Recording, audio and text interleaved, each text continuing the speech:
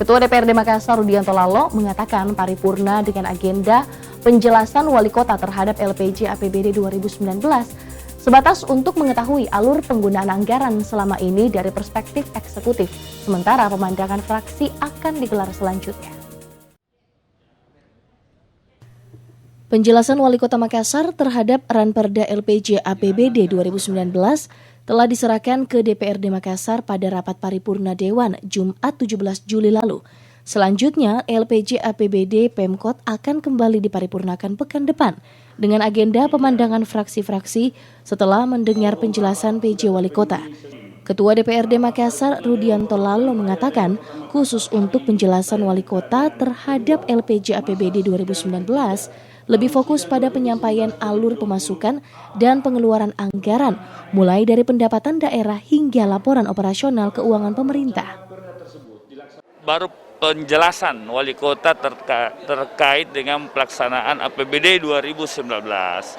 Setelah itu nanti akan ada pandangan-pandangan fraksi. Ya tentu kita akan bahas karena soal bagaimana pelaksanaan APBD tahun 2019 2020. Kita lihat aja perkembangannya. Apa yang menjadi titik poin penting? Ya tentu kalau bicara pertanggungjawaban uang masyarakat kita yang kurang lebih berapa T, 4T itu dikemanakan, apa aja realisasinya, bagaimana pendapatannya, semua terkait dengan APBD lah. Program kegiatan di 2019. Kira-kira intinya begitu. Rudi menambahkan, nantinya secara teknis setiap fraksi akan memberikan pandangan pada paripurna kedua pekan depan, termasuk jika dinilai ada kejanggalan dalam penggunaan anggaran tersebut. Tim TV Parlemen.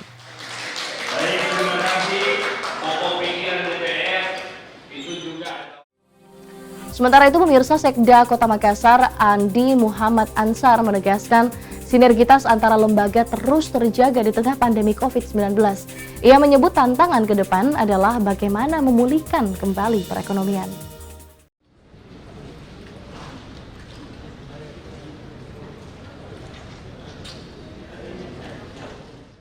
Di depan sidang paripurna DPRD Makassar, Sekretaris Daerah Kota Makassar Andi Muhammad Ansar mengatakan, saat ini tantangan dan persoalan yang muncul begitu besar, terutama terkait optimalisasi pendapatan daerah sehubungan dengan pandemi COVID-19 yang sangat mempengaruhi kondisi perekonomian nasional. Ia berharap upaya dan kerja keras serta sinergi antar lembaga yang telah terbangun selama ini tetap dipertahankan. Ini dibuktikan dengan raihan wajar tanpa pengecualian WTP. Laporan Keuangan APBD 2019 oleh Badan Pemeriksa Keuangan Republik Indonesia. Sekda Makassar juga menegaskan Pemkot membutuhkan kerja keras dan komitmen eksekutif dan legislatif dalam meningkatkan akuntabilitas dan transparansi serta meningkatkan pengawasan dalam pengelolaan keuangan dan aset daerah. Aturannya itu menjadi kewajiban pemerintah kota untuk melaporkan. Itu sudah amanat, jadi memang harus dilewati ini proses ini. Pertanggungjawabannya itu secara keseluruhan, dokumen tadi ada kita serahkan. Kalaupun nanti diperlukan penjelasan yang lebih detail, SKPD-nya akan menjelaskan. Itu APBD 2020. Oh tentu, itulah tentu banyak yang harus, sekarang sudah mulai terkoreksi. Nah, ada beberapa pergeseran, baik itu refocusing maupun refocusing dan pergeseran, realokasi lainnya. Ansar menambahkan, salah satu bentuk kerjasama dan komitmen yang baik antara eksekutif dan legislatif selama ini dapat dilihat dari diraihnya kembali WTP kelima dari BPK RI tahun ini. Tim TV Parlemen.